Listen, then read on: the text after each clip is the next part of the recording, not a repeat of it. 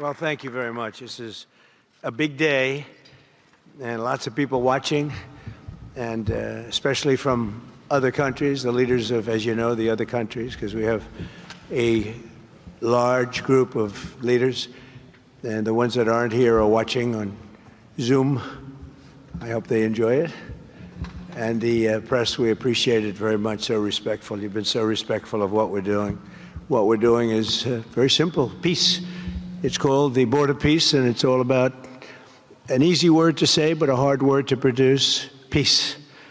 But we're going to produce it, and we've been doing a really good job, and some of these leaders that are with us have helped me very much during just this first year. We have a first year like probably no other ever in our country, because we settled 8 wars and I think a 9th to come. It's turned out to be a tougher one. I thought that was going to be the easiest one.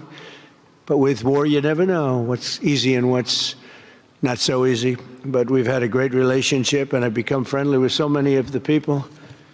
And I appreciate you being here. These are great people. These are great leaders. And the people that are watching by closed circuit and open circuit in many cases are so proud of it. They want it to be open. But they become incredible friends of mine. And, you know, we rebuilt our country in my first term, and now we're at a point that the United States has never seen before. We broke 50,000 on the Dow. They said that would take 4 years. We broke 7,000 on the S&P. They said you couldn't do that within 4 years. It would be impossible. And when I came in, they were all saying, if you could get to anywhere close to 40, 45,000, it would be amazing achievement over 4 years. Well, we hit 50,000 in the first year, and we hit 7,000, which was actually tougher to do, according to the Wall Street geniuses. We hit 7,000 in the first year. They said it could take 4 or 5 years. They'd be very happy. It would have been a great job. We did it in 1. But we're doing a great job. Board of Peace is one of the most important and consequential things I think that I'll be involved in. We've been involved in a lot, and really I've been involved in a lot with the people up here. We work together on ending wars with their country. Some of the wars were 32 years long, 32, 34, and a 37. That's a long time, and we ended it in about 2 days, each one of those. But we have some other work to do, and we're getting it done. Gaza is very complex. It's been amazing. I want to thank Steve and Jared for an amazing job. Marco's over there watching. Everybody's fantastic. And JD, what a job. They're all doing this. A team. I think it's the best team ever assembled. And you see that by the results. So today is a tremendous honor to welcome you all to the United States Institute of Peace for the inaugural meeting of the Board of Peace. Very important. I believe it's the most consequential board, certainly in terms of power and in terms of prestige. There's never been anything close, because these are the greatest world leaders. Almost everybody's accepted, and the ones that haven't will be. Some are playing a little cute. It doesn't work. You can't play cute with me. But they're playing a little bit, but they're all joining. Everybody, most of them very immediately. A few that we really don't want because they're trouble. Take care of them. But this is the most prestigious board ever put together. You know, I've seen some great corporate boards. I've seen some great boards, period. It's peanuts compared to this board, because we have virtually everyone is the head of a country other than Johnny, but he's the head of soccer, so that's not so bad, right, Johnny? I like your job the best, I think. And by the way, your World Cup has set every single ticket record in the history of soccer. In the history, nobody's ever seen anything like it. The sales are virtually complete. Nobody's ever seen anything, so congratulations. You made a good decision. We did it together. Thank you, Johnny. Great guy. So I want to thank the many leaders and dignitaries who have traveled great distances and lengths for the important gathering that we're at right now. This building was built for peace, and nobody knew what to name it. And then Marco named it after me. I had nothing to do with it. I swear I didn't. I swear. I had no idea. They said, there's a surprise coming. I didn't know that surprise. I thought they were going to give me a lot of money or something, maybe cash. Could always use some extra cash. But I came, and they stopped the beautiful beast. I got out very safely, I'm sure, and looked up, and there it said, Donald J. Trump on the building. And when I say that had nothing to do, nobody believes it, and that's okay. But I appreciated it. That was Marco and JD and a group got together, and they did that, and I just thought it was very nice. And it makes me work harder. We're going to have to work harder. We're going to have to make this building much more important. It's brand new. They built it for peace, but nobody occupied it. You know, nobody knew what the purpose of it. But the architecture is so beautiful, and it was with the meeting rooms, the reception rooms. It's really amazing. Who would think that it was built without anybody in mind or anything in mind, and then the State Department took it over. They liked it. Marco came over one day. He saw this. He said, this building is great. And he actually claimed it, right? He claimed it. And that's what he does. Where is Marco? I said, Marco, is that true? You claimed this building. You took it away from about 5 groups that wanted it. That was done very quickly, very methodically. But it was really, really built so beautifully in such a beautiful building. But we worked together to ensure the brighter future for the people of Gaza, the Middle East, and the entire world. I think that the Board of Peace, because it's mostly leaders and unbelievably respected people, but mostly leaders of Middle Eastern countries, countries from all over the world, and they've been very generous with money also. And the United States, which I'll say in a moment, is also very generous with money because there's nothing more important than peace. And there's nothing less expensive than peace. You know, when you go to wars, it costs you 100 times what it costs to make peace. We have a man at the end right there that's smiling because you learned that after 30 years of fighting, right? 30 years of fighting, we got it done. I want to thank you very much. That was a great thing you did, you and your new friend. They came to my office and they said, I've been fighting for 22 years. Now you're there for 23 years, right? But I've been fighting for 22 years. That's all I've done is fight this gentleman. And his counterpart was there for 7 years. He said, I've been there for 7 years. All I've done is fight this gentleman. And we had it worked out in about 24 hours, right? And it's been a good peace. And I think they've become friends. I'm not sure I'm allowed to say that, but I think so. I think they've become friends, right? Right. Great. Stand up. Stand up. These are 2 tough cookies, too. You think that was easy? It wasn't easy.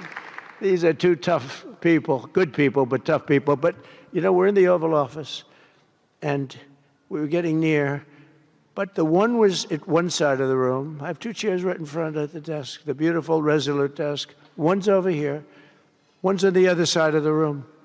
I said, folks, could you get a little closer? Well, I don't know. They felt very uncomfortable. You know, they've been killing each other for 32 years. So I say, can you get a little closer? After 1 hour, they were right next to each other. We made a deal. They hugged, they signed, and we had peace with 2 very important countries, and I'll never forget it. So they started off a little weak, and they ended up really strong, and you can be very proud of yourselves. It was a beautiful thing to see. Thank you. Look at that. Can you believe it? 32 years. Thank you. Thank you very much. But we're honored to be joined today by Prime Minister Rama of Albania. President, where is President Milei? You're another one, I'll tell you. Where is President? I endorsed him. I'm not supposed to be endorsing people, but I endorse, when I like people, you know, I've had a very good record of endorsing candidates within the United States. But now I endorse foreign leaders, including Viktor Orban, who's here, and others. And I endorse this gentleman, Milei. He was a little behind in the polls. He ended up winning in a landslide. I just endorsed the Prime Minister of Japan. She was in a tight race, but was probably going to win. And she won in the largest number in the history of Japan. So she likes me a lot. But it was an honor, and you're doing great. Oh, look, they're sitting right next, Victor. But ultimately, I think I'm going to end up endorsing. Hey, look, as long as it works, it's okay with me. But the endorsement seems to be working in foreign countries, too, so that's good. But nice to have you both. Victor, nice to have you both. Very proud of you. The Prime Minister of another, really just a great guy, Pashinyan of Armenia.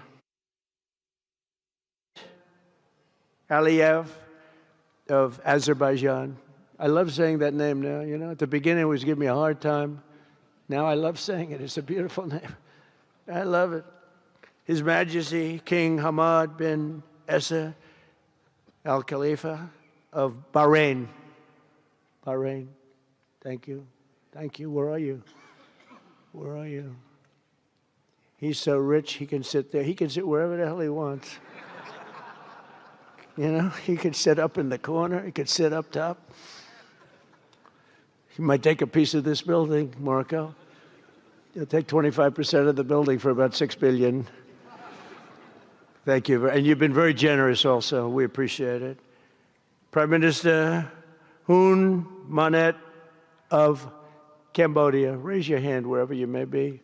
Because, yeah, hi, how are you? Congratulations. That was another one, right? We did a good job with that one. Prime Minister Madbouli of Egypt. Thank you very much, and say hello to the General/President. Okay.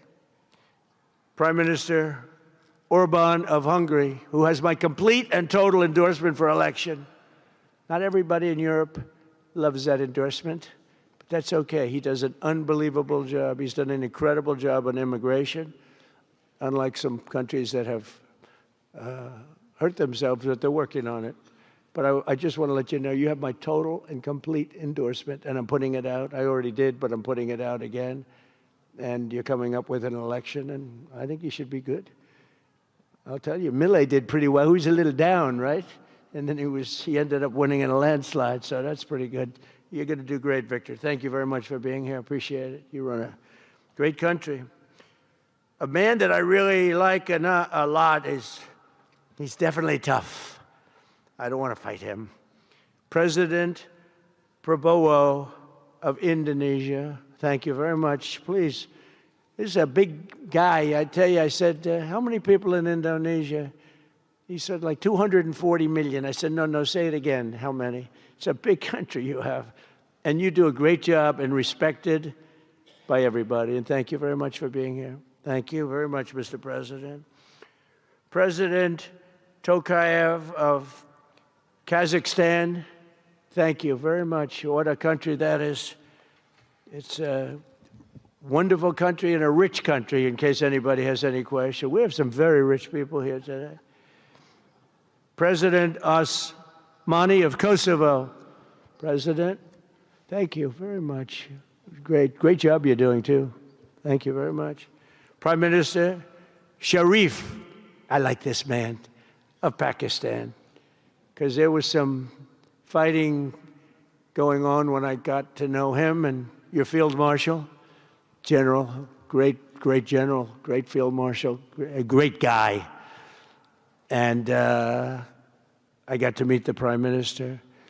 And he said in front of our Chief of Staff, Susie Wells, who's right here, he said, you know, nobody knows this, but I believe that President Trump saved 25 million lives when he stopped the war between us and India, right? You made that statement?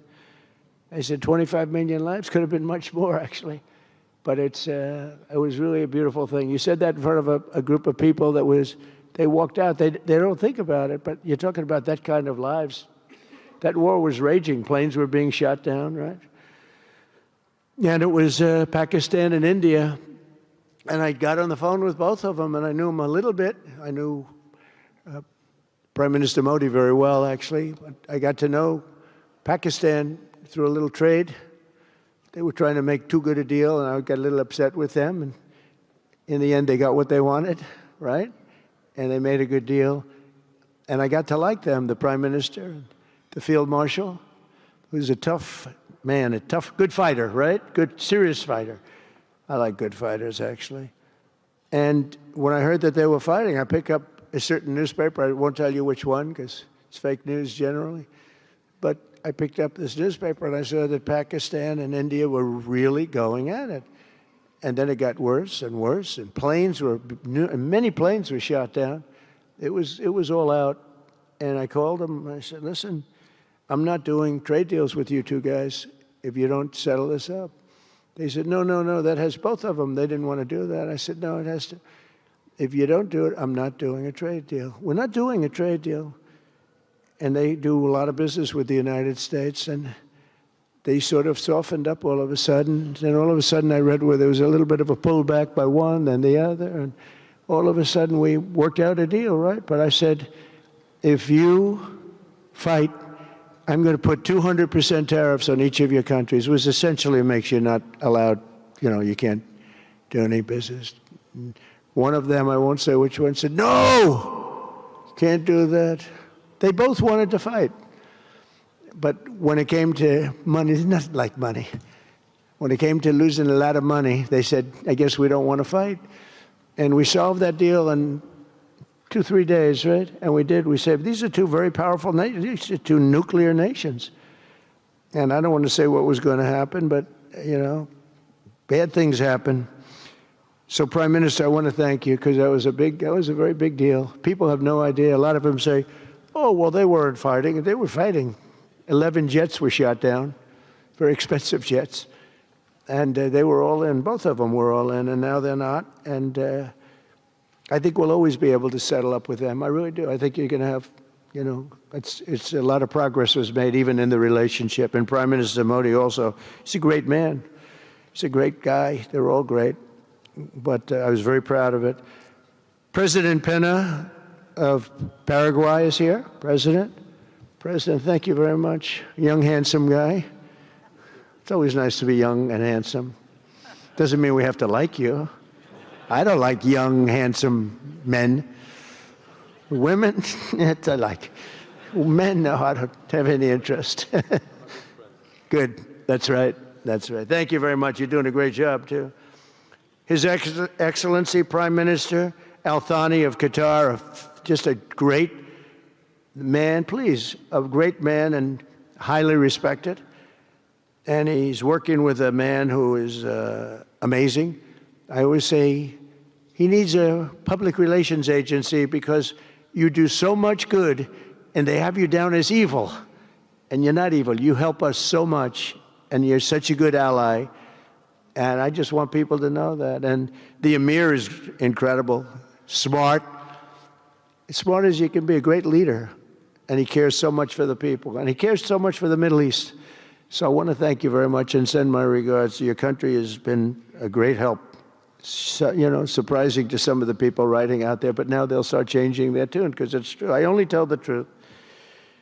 Prime Minister Don of Romania, wonderful people. The Romanian people are fantastic people, like you're fantastic.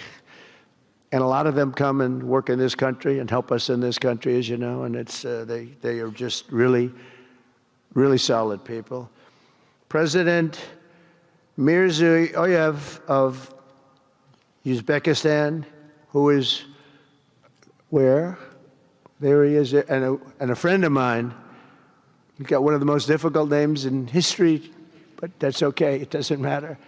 Your country's doing great. You're doing great. And just no problems. Every time I see him, nope, we're doing good. No problems. And General Secretary To Lam of Vietnam. Vietnam is incredible as a country and as a force. And it's an honor to have you. A really great honor to have you. A lot of respect for your country. We'll also want to express my gratitude to Vice President J.D. Vance, who is a fantastic man. He's a fantastic talent. He was a great student. He went to one school. He graduated. Most people, if you watch some of the people that were at the event in Munich, they didn't graduate quickly from college. They had everything they could do. There was one young, attractive woman. She was unable to answer questions. And She didn't do so well like J.D. did in college. J.D. graduated in a 4.5-year college in 2 years. And then he went to Yale and he graduated at the top of his class, went to the military grade. But when he went to Yale, there was one person that was marginally ahead of him, so he married her. Can you believe it? He married the person that was ahead. I don't know. I always like to say J.D. was first and Usha was second, because I get a little uncomfortable when I say that. But he's been incredible. He's a brilliant guy and a great guy, and he's been my friend. All of our people, we have a fantastic group of people, our cabinet members, everybody, many of them here. But JD's been great. Thank you very much. He gets a little bit tough on occasion. We've got to slow him down just a little bit on occasion. He says his mind. Now, then we have the opposite extreme. We have your friend sitting in the back. Your best friend sitting in the back is Marco. Marco does it with a velvet glove, but it's a kill, right? The result is the same. They do it very differently. And Marco, you really did yourself proud 2 days ago in Munich. In fact, so proud that I almost terminated his employ because they were saying, why can't Trump do this? I do, but I say it differently. But Marco, don't do any better than you did, please. Because if you do, you're out of here. But no, I want my guys to do great. And the acclaim he's gotten and the acclaim JD gets is great. We have smart people. And when you see the representatives there, like Gavin Newsom, he didn't know what he was doing. They didn't even know why. He didn't know why he was there. Or AOC, she was unable to answer a simple question. And she could have said, well, I'm studying it and I'll report back to you next week. You know, you can get away with that. But she just went, it's actually, I think it could be a career-ending answer because for 25 years, anybody running against her, I think Susie is going to use that little piece of stuff. It was not good. It was not good. That was not a natural.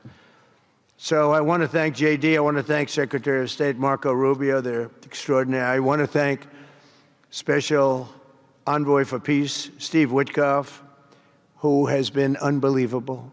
You know, I took Steve because I was a developer in New York, really successful, actually much more successful than Steve, but I don't want to say that.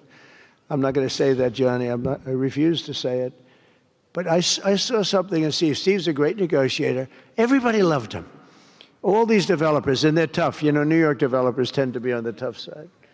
And, you know, most of them hate each other. Like a lot of the people in this room hate each other. You know, it's sort of natural, I guess. But we're bringing love back into the room like the old days. But everybody loves Steve. Every developer, the worst, most evil people, horrible human beings, actually. And they love Steve. So I remember this, and we had some conflicts, to put it mildly, in the world. And I said, Steve, how would you like to be Henry Kissinger Jr. that doesn't leak? And he said, are you a leaker, Steve? No. He didn't even know what the word meant, and it's true. I always say Henry Kissinger, who was one of the great leakers of all time, by the way, Richard Nixon said to him, Henry, who's leaking all this stuff? I don't know, Mr. President. It was Henry. It was like, these are little stories I like telling you. But Steve has been unbelievable. Everybody likes him. Ukraine loves him. Europe loves him. Russia loves him. I mean, there's nothing wrong with this. He goes to see President Putin. Didn't know Putin. I set him up a meeting to see. I said, how's Steve doing? Sir, he's still inside. Oh, that was an hour. I called back. Tell Steve to call me when he's finished. I want to find out what the hell is going on. We want to end that war. Sir, he's still inside. 3 hours, 4 hours. They were together for 4 hours, the first meeting. That's talent. And they get along. I mean, people like or don't like Putin or Zelensky. They get along. Same thing with Zelensky. I mean, they all love Steve, and Steve's doing a great job. That's a tough one. That's a much tougher one.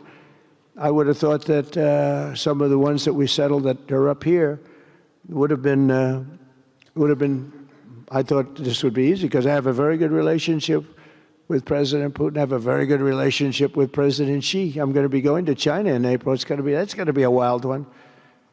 I said, but we have to put on the biggest display you've ever had in the history of China. You know, last time I went to China, President Xi, he treated me so well. He gave me a display. I never saw so many soldiers all the same height, exactly the same height within a quarter of an inch. You can do that when you have 1.4 billion people. You know, lots of shoulders. Everybody was within about 1/8 of an inch the same height. I said, if they put their helmets down, you could have played pool on the top of their heads. And it was pretty amazing. But I said, you got to top it. He said, I'll top it. We're going to top it. We're going to have a lot of the people, most of the fake news back there is going to be going. So we have, Steve has done a great job. And then a little bit later on, we brought Jared in. Jared was responsible for the Abraham Accords, which is incredible. Nobody else could have done that. A very smart guy. And we're making Jared an envoy also, envoy of peace. They're both envoys of peace. And you couldn't get two. I tell you what, I watch these two guys. I say, at least we're covered from an IQ standpoint. These two guys walk into a room. And, but people like them both, you know, they're good people. And they like them both. And they've had some very good meetings. They've had some very interesting meetings having to do with, as you know, Iran is a hot spot right now. And they're meeting and they have a good relationship with the representatives of Iran. And, you know, good talks are being had.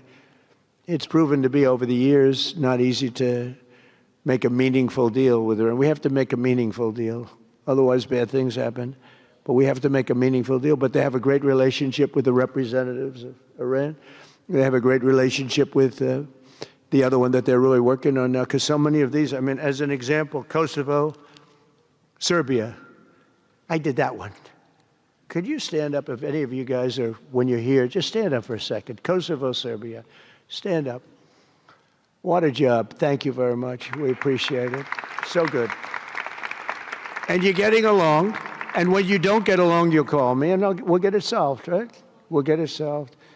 Thank you very much. Really good. And then again, Pakistan and India. That was a big one. And just, I think you should actually stand. Come, please, stand just for a second. Pakistan and India, thank you very much. And I spoke to Prime Minister Modi. He's excited. He's watching us right now. Egypt and Ethiopia. We're going to get that, you know, there's a little dam that got built. Little dam, like maybe the largest dam in the world. Built and financed, of course, by the United States brilliantly.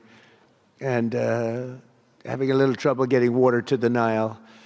It's not, that's a tough situation, but we're going to get that solved. Armenia and Azerbaijan, we talked about. And again, thank you, fellas, very much. Great job. Great job. Thank you. Cambodia and Thailand. So incredible what you did, that you got together and it all worked out. They're watching right now on closed circuit. Thank you very much, and thank you. That was a big one, Cambodia and Thailand. These are nasty fighters, I have to tell you. These fighters are nasty. Now we talk about, you talk nasty fighter, you're nice guys compared to this. Congo and Rwanda. That was, and we've got them pretty peaceful. There's little flare-ups every once in a while. I'll get a call once a week. Sir, there's a flare-up in the Congo again. We'll get it straightened out, right, Susie? We'll get it straightened out. And Israel, as you know, with, you could say Israel and numerous countries if you want to really know the truth, but Israel and Iran, and we'll see where that goes. But when you think of Israel, we've done the biggest thing of all. We have peace in the Middle East right now. That's bigger than people said it couldn't be done. For 3,000 years, they've been talking about Middle East. They said it couldn't be done. And you look at what's happened in Gaza. And one of the keys to it was when we took those beautiful, magnificent, we just ordered 22 more of them, updated model. The B-2 bombers are incredible. I never understood the B-2 bomber. I'd watch, it's a wing. And I've never quite understood that, Johnny. I'd look at it, I'd say it was beautiful, but what does it do? It carries very big bombs. And it went into Iran, and it totally decimated the nuclear potential. And when it decimated that, all of a sudden we had peace in the Middle East, because there was a black cloud hanging over the Middle East, and if that wasn't done, that cloud would have been there. And countries like Saudi Arabia, countries like Qatar, countries like, nobody could have signed. You would have had that threat. Nobody could have had, you couldn't have had peace in the Middle East. So now we may have to take it a step further, or we may not. Maybe we're going to make a deal. You're going to be finding out over the next probably 10 days. But this meeting today is proof with determined leadership, nothing is impossible. When I took office, the war in Gaza was raging with thousands of people being killed and no end in sight. Today, thanks to unrelenting diplomacy and the commitment of many of the great people in this room, we have 59 countries signed up on Gaza. Think of that. We have, it's amazing. But all the people, many, really so many in this room, the war in Gaza is over. It's over. There are little flames, little flames. Hamas has been, I think they're going to give up their weapons, which is what they promised. If they don't, it'll be, you know, they'll be harshly met, very harshly met. They don't want that. You know, all this stuff like they don't mind dying. They told me that's not true. Everyone said, oh, they don't mind dying. No, they don't want to die. They said, we don't want to die. People don't want to die. The ceasefire was held, and every last remaining hostage, both living and dead, has been returned back home. Think of that. That was an impossibility. And we did hundreds of hostages, but the last 20, and I always said to Steve and Jared, I said, the last 20 are going to be very tough, very, very tough. And we got them back. We got the living back, and then we only got about 16 of the dead, and we said, well, you got to get them all. You promised them all. And they dug and dug and dug. You can imagine it's a job that's brutal. And Hamas really did a lot of that work, and you got to give them credit for that.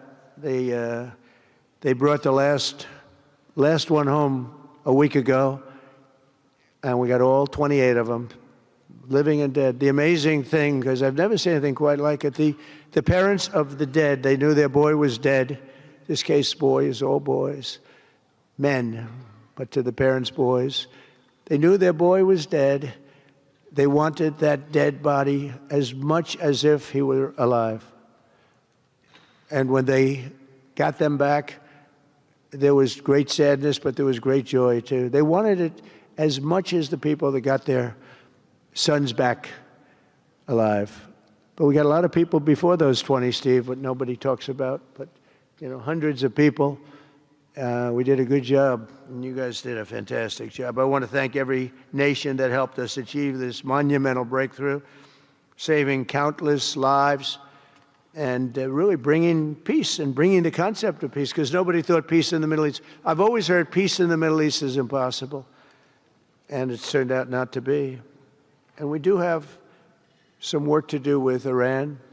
They can't have a nuclear weapon. It's very simple. You can't have peace in the Middle East if they have a nuclear weapon. And they can't have a nuclear weapon, and they've been told that very strongly. Since the hard-won ceasefire of last October, the United States and our partners have facilitated the delivery of vast amounts of humanitarian aid, numbers that nobody's ever seen before. In November, the United Nations Security Council unanimously approved the Board of Peace. And last month in Davos, we welcomed over 24 members to this very important new organization.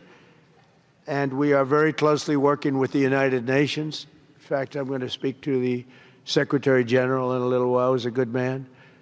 And I've had a good relationship. Other than in my last speech, they did turn off my teleprompter. I got up there. My teleprompter didn't work. I'm sitting in front of all of you people and more. I had no teleprompter. I knew I was in trouble because I'm walking up. You know, the teleprompters are over here. I had the most beautiful speech ready. I was all set to knock them dead. First, I had an escalator that stopped. You know that. It's going up. Boom.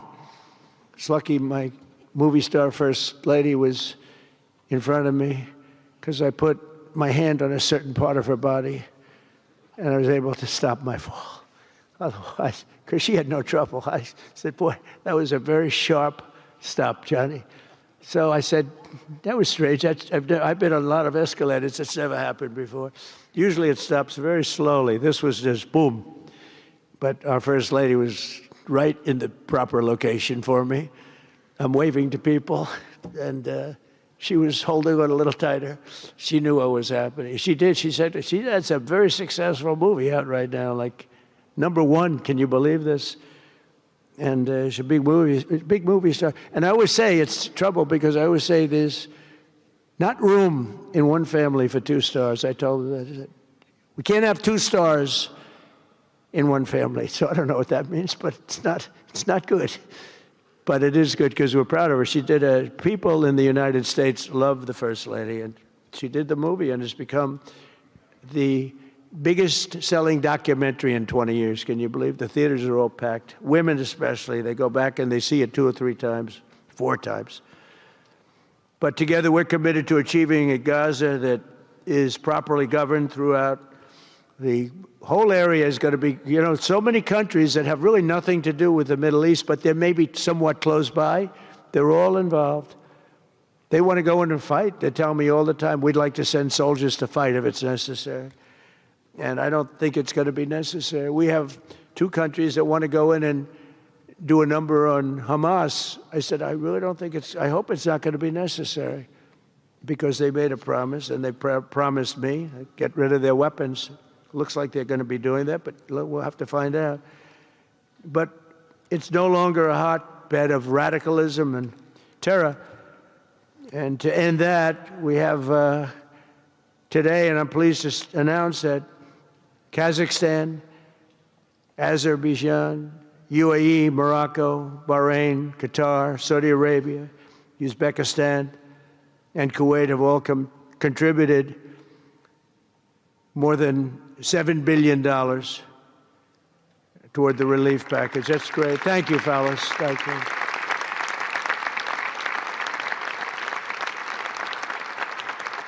And many more are contributing too. So the numbers are, this just started. This is our first meeting. But every dollar spent is an investment in stability and the hope of new and harmonious. It's a region that's so important. It's so vibrant. It's so incredible. The people are so incredible, but we want to have a harmonious Middle East. The Middle East is amazing. So many friends in the Middle East. They're so smart. Sometimes they're too energetic. That's the problem. A lot of people aren't energetic. Sometimes they're a little bit too energetic. These are great people. The world is now waiting on Hamas, and that's taking place. And it's the only thing that's right now standing in the way. We have Lebanon with certain things that we're working on that are very important. We have to solve the problem of Lebanon, but it's relatively small in terms of what's been done. And again, the key was getting rid of the nuclear potential, because Iran would have had a nuclear weapon based on everything we found out since within 1 month. We can't let that happen. So many of our friends in Europe are attending today, and we're eager to have them become full members. They all want to become full members, and we've had a great response from Europe. And Europe is, it's where I come from, where so many people come from that are in the United States. But we have a great relationship with Europe. We have a great head of NATO. He is a fantastic man, and he's doing a great job, really great job. I'm excited to announce that Norway has agreed to host an event bringing together the Board of Peace. Oh, I thought when I saw this note, I'm excited to announce that Norway, I thought they were going to say that they're giving me the Nobel Prize. Oh, this is less exciting. Oh, it says, I'm excited to announce that Norway, and I'm saying, oh, great, I'm getting the Nobel Prize, finally. Finally, they got it right. But I don't care. I don't care about Nobel Prize. I care about saving lives, just so you understand.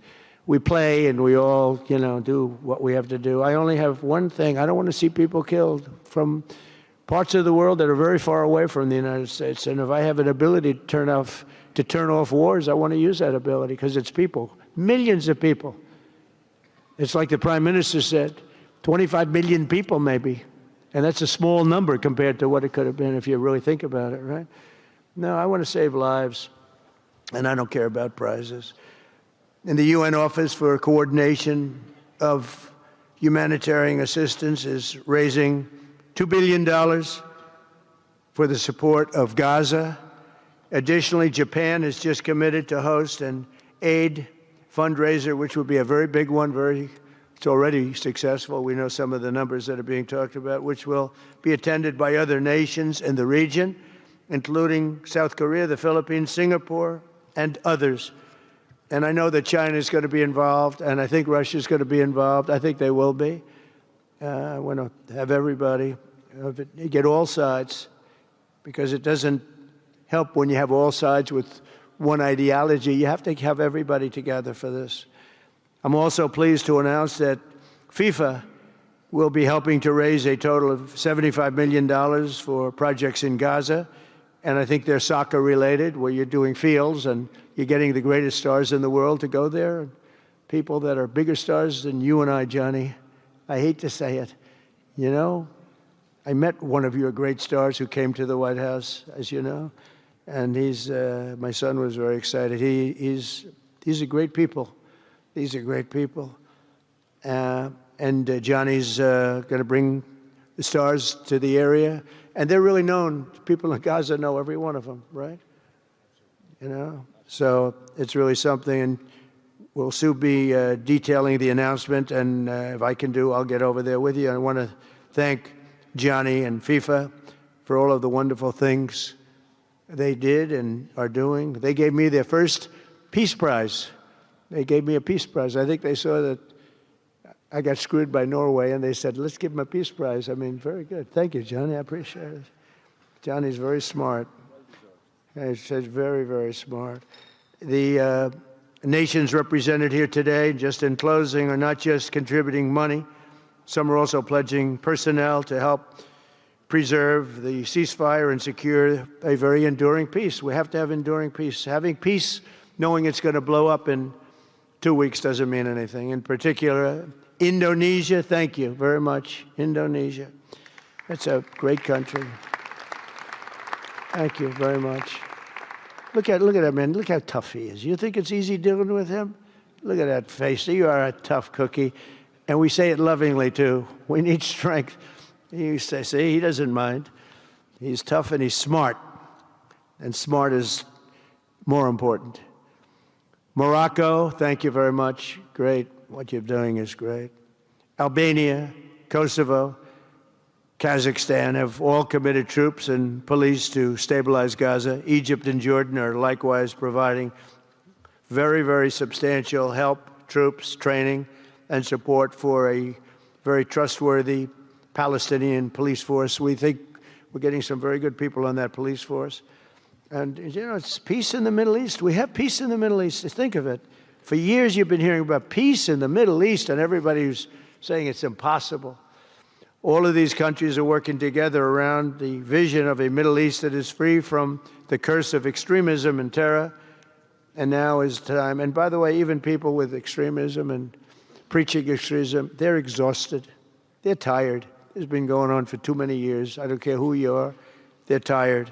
They want peace.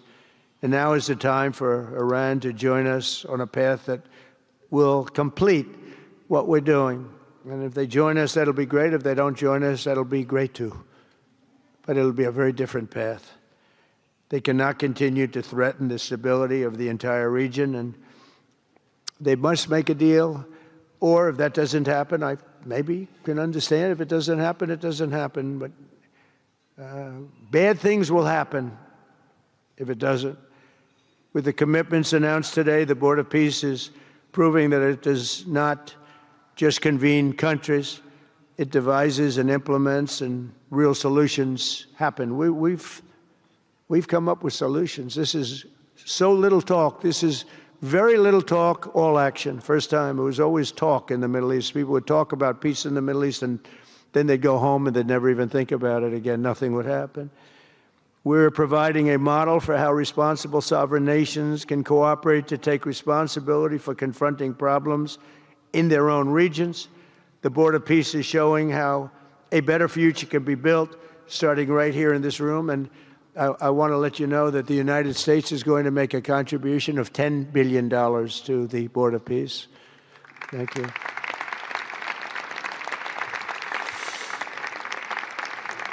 And we've had great support for that number. And that number is a very small number when you look at that compared to the cost of war.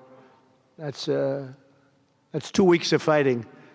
It's a very small number. It sounds like a lot, but it's a very small number. So we're committed to $10 billion. Together we can achieve the dream of bringing lasting harmony to a region tortured by centuries of war, suffering, and carnage. They say 3,000 years. And hopefully we can lift up the eyes of the world to envision how other intractable conflicts can be settled. So many conflicts, they say, are impossible to settle, and we get them settled. We got, of those 8 that we settled, most of them were said to be not settleable. And they not only got settled, they got settled within days. More impossible problems can be solved as we go along this very beautiful path. I think it's a beautiful path. I think it's such an important day. Even the weather's beautiful. We walk in, it's beautiful. Everything's beautiful. But the ancient wounds can be healed, and they are indeed ancient. This has been going on for so many centuries that our entire planet will be a better, safer, more beautiful, and more peaceful place for us all. We're going to be working with the United Nations very closely. We're going to bring them back. I think the United Nations has great potential, really great potential. It has not lived up to potential. The 8 wars, I never even spoke to them about one of them, and I should be speaking to them about all of them. Someday I won't be here. The United Nations will be, I think, is going to be much stronger. The Board of Peace is going to almost be looking over the United Nations and making sure it runs properly. But we're going to strengthen up the United Nations. We're going to make sure its facilities are good. They need help, and they need help money-wise. We're going to help them money-wise. And we're going to make sure the United Nations is viable. And you have some very good people at the United Nations, can do a good job. But as I said, I've said it for years, United Nations has tremendous potential. A lot of people didn't like when I said it. They said, oh, you shouldn't say that because, you know, we don't care about the United Nations. No, it's really very important, and I think it's going to eventually live up to potential. That'll be a big day. So I want to thank everybody for being here. You're my friends. You're great leaders. You're great people. And I can honestly say, you know, you're strong leaders. You're tough leaders in many cases. And every single one that I'm looking at that's right here, I've gotten to know and I've gotten to respect. And really, you're friends of mine. And if I can help you at all, you let me know. But this is going to be something, the Board of Peace will be something that the likes of which I don't think anybody's seen before. And thank you all very much. It's a great honor. I'm going to ask J.D. Vance to come up and say a few words. Thank you very much. Jelajahi cara baru mendapatkan informasi. Download MetroTV Extend sekarang.